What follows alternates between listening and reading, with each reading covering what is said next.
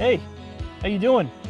You looking for SUVs? You're in the right spot. We got two of them, GV80 Coupe and the regular SUV. This competes with the likes of BMW, Mercedes, or Audi, and chances are you don't want one of those. You want a Genesis. So here's the primary differences. The SUV Coupe is 4 doors and it looks a bit more sleek. It's got exhaust tips. It's supposed to be more sporty, and it gets the 3.5 liter V6 with an e-supercharger, so you're getting a little bit more power. It's hybridized. Now, the regular SUV gets an option for a 3-row on the lower trim levels. And, you know, this is not a true 3-row SUV. The back seats are just there to throw, I don't know, somebody that's 2 inches tall back there.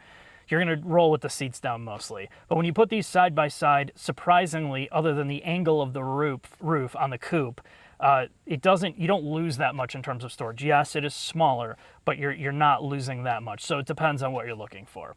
Now, the outside can be specced out in some interesting paint colors as long as you're colorblind. It's almost laughable, the color palette. It's just black and variations of gray and white. You can't even tell some of the colors apart.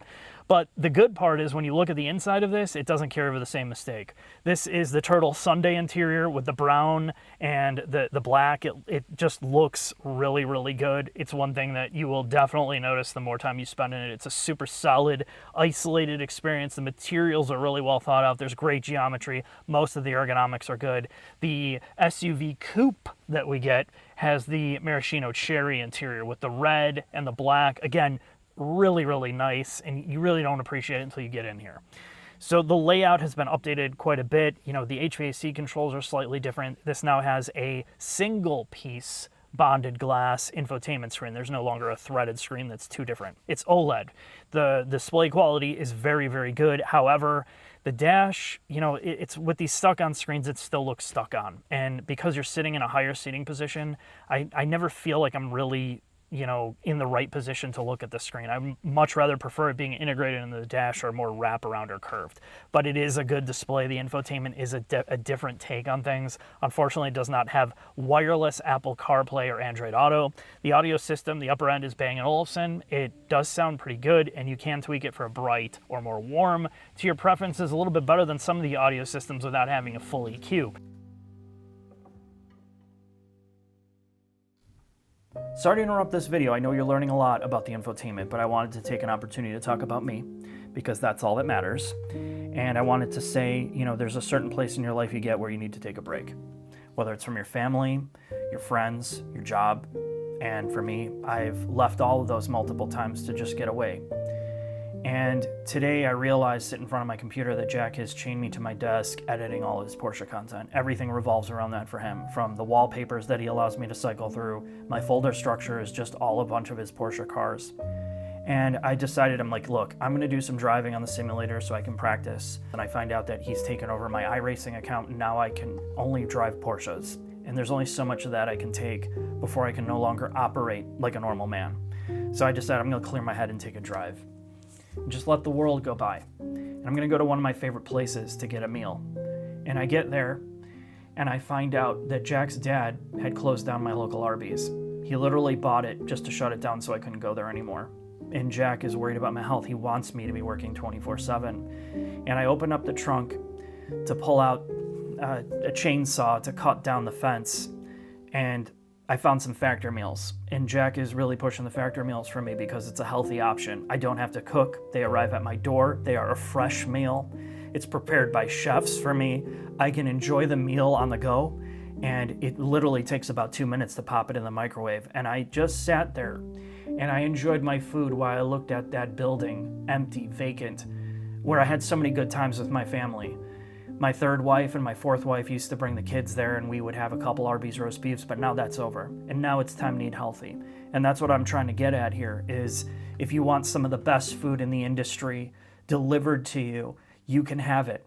Head to factor75.com or click the link below and use code SavageGeese50 to get 50% off your first Factor box and 20% off your next month of orders. That's code SavageGeese50 at factor75.com to get 50% off your first box plus 20% off your next month's orders. Come on, you deserve a break like me, and you deserve more Porsche content too. The main thing you're going to walk away from is its overall livability in terms of the solid, quiet nature of this cabin. It feels more German than it does Korean. Seating comfort's great. You have ergo motion seats which adjust themselves so you don't get sore on longer trips in the front. In the back, you know, the seats are tremendous. There's really good thought to detail. It's a quality interior, and all the physicality of the controls feel mostly good. There's kind of some cheapness around the D-pad rotary knob for the buttons are kind of generic, but I mean, honestly, this is very good for its price point. We're gonna get into the shop and Jack's gonna talk about some of the technical details.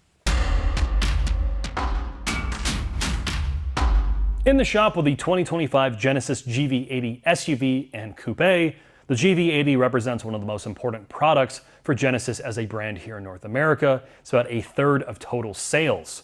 So how do these vehicles differ? Well, they share the identical wheelbase. However, the Coupe is of course a little bit shorter to lend to that sportier design language, and it is longer. There are also differences in the trim options for these vehicles. So let's start with the regular SUV. You get 3 different options as far as drivetrains. You get a 2.5 liter sort of family 4-cylinder turbocharged engine from Hyundai or Genesis.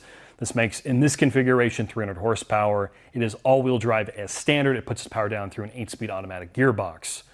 Then you move up to the 3.5 liter twin turbocharged V6. It makes 375 horsepower. It's port and direct injected. Puts its power down through the same gearbox. Obviously, it's rear biased. And lastly, you have the drivetrain that's only optional in the Coupe version of this, which is the electric supercharged 3.5 liter twin turbo V6. It's the same V6 with a 48 volt system. In this vehicle's case, it makes 409 horsepower. It's a very similar system, if not identical, to what you find in the G90. All of these vehicles are obviously built on the same platform. It is Genesis's M3 architecture. It's the same platform that's shared with the G80. Essentially, compared to their outgoing architecture, there's a larger use of high-strength steel. The body's more rigid. Less NVH makes its way into the vehicle.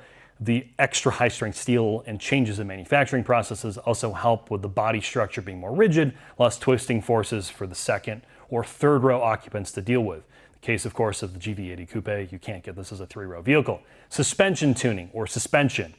The base 4-cylinder has passive dampers as standard. You can get optional read-ahead dampers. The read-ahead dampers essentially read the road ahead, using GPS and the front cameras to adjust the ride quality to make this as luxurious as possible. Lastly, you optionally get an ELSD. It comes standard on the GV80 Coupe. However, it is an option on the GV80 regular SUV. It's only found in the highest trim level.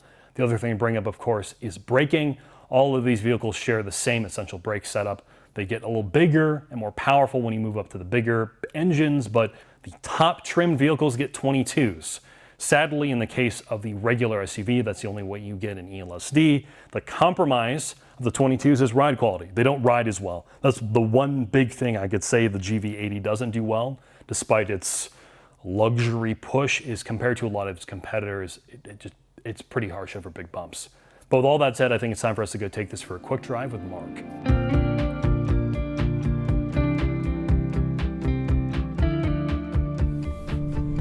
Jack, take me uphill. I will. Sport Plus, we're in the Coupe. We're going to combine the Coupe and the regular SUV drive segment into one video. Mark, you're a wealthy man. Your father ran a septic empire. No, that's not how it plays out. People. How do you want to play this out, then, No, Mark? I'm just saying that I'm misunderstood. You know, I lived in South Korea, and what I did is I bought up all the septic fields, and now I'm licensing it back as a septic as a service. I like it. So you have to have a subscription to get connected to your septic tank to fill it up. Otherwise, Is it through Wi-Fi? Yeah, and you need an active data connection. So it's a little different than what people think. And now that I have $6 billion, I'm ready for a GV80. So are you going to buy the Coupe or SUV? No, I want the e-supercharger. I want this. Oh, she's a mover and a shaker, Jack. Yes, she is. My dad would really like this. Anyway. How does this feel compared to the regular twin turbocharged V6? Do you notice a big difference? I mean, honestly, like if you're going to compare the driving character, they're almost identical. I mean, there's there's nothing perceptible in terms of ride. Handling is almost identical. The big difference here versus the 3.5 without the e-supercharger is this car gets a Sport Plus mode, and it gets an adjustable sport mode for your brake-by-wire calibration for your brake pedal. So this definitely has a little bit more edge to it in Sport Plus. The car will rotate a bit more. The transmission performance seems to be a bit better, more responsive if you're driving that way. But honestly, it rev maps downshifts more aggressively than it does in the regular SUV. I don't think that this is completely necessary. No. I think the power that it adds is negligible. I think the performance that it adds is negligible for basically a vehicle that's tuned to be buoyant. Yeah. This thing just feels like you're on the open seas. There's so much body motion. It is a very, very soft riding vehicle. And I think the 3.5 liter, the one without the e-supercharger, feels tuned better to me. Namely, off the line, there's less hesitation. It's more linear. Yeah, it feels more natural. So if it was my money, I would skip this, at least for now. So I want to know from you, like, what's the Coupe bring to the table? the Coupe SUV bring to the table that has 4 doors? Honestly, not a whole lot. It's a styling exercise more than anything. To me, the problem with the Coupe SUV is the GV80 exists because it's a value, in my opinion, right? When the shop segment, everything's steel. I don't think the drivetrain is as good as its German rivals, but it's cheaper. It's cheaper and you get more luxury on the yes. And the interior space is very, very nice looking. Once you get up to this thing, which is like $86,000, if you want another coupe SUV, a BMW X6 is basically the same price for the same options. I would argue that the X6 is hideous compared to this. It looks horrible. At least this has some more neutral styling. I wouldn't say it. Okay. I would say that the regular SUV, the regular GV80, looks better. It looks more natural. This is more in line with what you get with the Q8 and the Cayenne Coupe. It looks more natural. Without a lot of sacrifices, as you were talking about earlier, there's not a lot of sacrifices in terms of usability. Yes, it's smaller, but I don't know.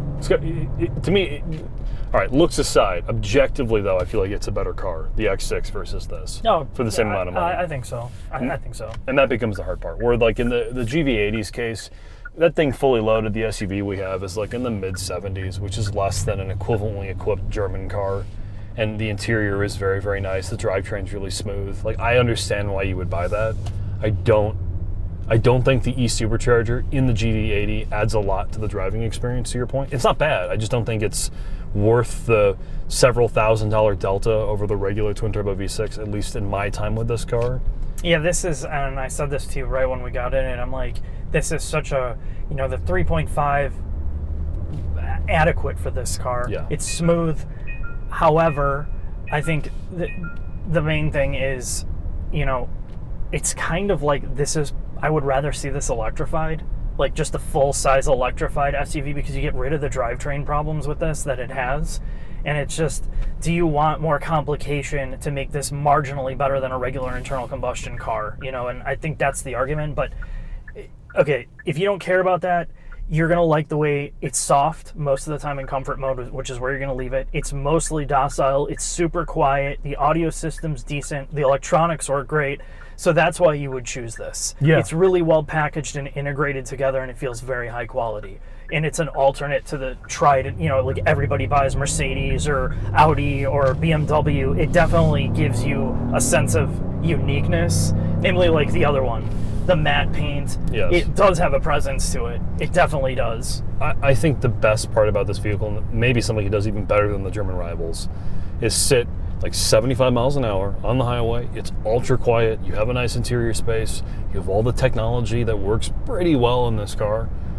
And you can rely on it basically driving itself, the lane keep assist, and you just sit there, have an ergonomic stretch from your seat, from the driver's seat, and relax, and hopefully you don't fall asleep behind the wheel. Yeah, this is definitely like that long distance cruiser. I mean, they did a really good job at knowing their target audience that just wants a giant boat on wheels. that's super quiet, and that's what it accomplishes to a really high level. Yes. Like it does a great job with that. The typical stuff that doesn't do so well is it's not as good as the German rivals in terms of dynamics, damping, body control, like some of the finer This details. is some of the are big there. wheel ride, like there's some initial harshness. Yep, there's some harshness to it, but it's like maybe 10% worse, and I think where it's 10% better is maybe in isolation in terms of quietness and refinement part. So anyway, I'm going to leave it at that, Jack. All right, Mark, let's have you wrap this up with the final thoughts, sir. Thank you. Take me to Korea. It's like rear end this Navigator. You're doing him a favor. So the conclusion of the GV80. The Coupe and the regular SUV are so similar in almost every single way, it's hard to tell them apart. It's just what you care about in terms of appearance. So the pros of this is it does technology far better than its competition. And that's including the Germans and the Japanese. They have a really solid understanding of how to make it easy to use, quick and fast to operate, and the safety suite is very, very good for its price point. The interior space is also on another level compared to what the Japanese are doing. When you look at modern Lexus, it feels very more generic. The Acura definitely needs to be updated. Also, in terms of technology, this feels far better and even more interesting. It has that X factor on the interior space that a lot of the Germans don't have for this price point. Now, what it doesn't have is the chassis refinement and ride control and the drivetrains of some of the Germans, namely the BMW and like the Audi counterpart. You get into the Audi and Mercedes, for example, you know, you're getting things like air ride, you're getting rear steer, you're getting some of these things that elevate the ride. This does not have it, so it splits the difference between the Japanese and the Germans. Again, I don't think that you're looking at this because you're a BMW fan, or if you love BMW SUVs, you're going to buy that 10 out of 10 times. I think you're really trying to find the better luxury product. It's very soft, regardless of not having the ultimate refinement of some of the other cars. It has a great interior in terms of isolation, so you know, why would you choose this? I think it's mostly the interior and the quietness of it, above everything else, and of course the technology. If that's what you're looking for, you're probably going to choose this over the other competitors. Thank you for watching. I'll see you next video.